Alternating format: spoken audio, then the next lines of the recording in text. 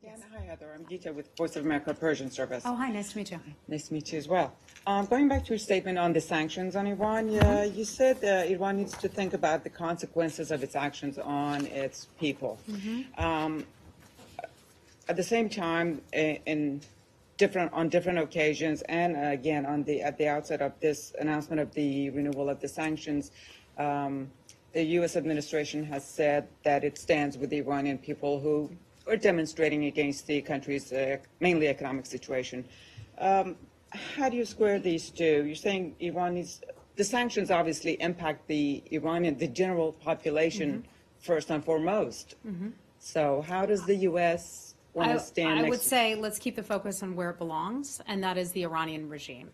The reason people there are frustrated and have been increasingly frustrated over the years is because Iran has chosen to spend the money and resources and the hard work efforts of its own people on destabilizing destabilizing the region. They spend it on foreign adventurism. They spend it on attacks in other countries, going into Syria, going into Iraq, you name it. That is all well documented and very well known.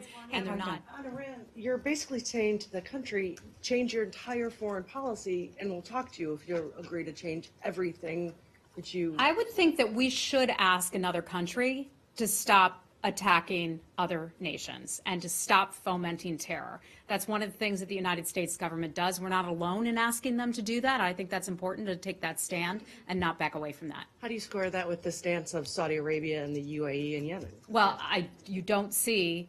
I'm sorry. What do you mean by that? Well, you're just saying that you don't have any problem telling the country how to conduct its foreign policy. Yep. But you're siding with Saudi and Yemen. We have concerns about what the Houthi rebels have been doing for quite some time. That is well documented. They have been terrible and conducted many attacks against their own, against the people of Yemen. We've seen what has happened at the port there, the Hudaydah port, and the inability to have a good free flow of goods coming in. And Saudi Arabia certainly has a right to try to take out some of those bad actors. That's something that they have a right to do, and we support that. Okay, and I'm going to have to wrap it up. So, final question. Hey, ma'am.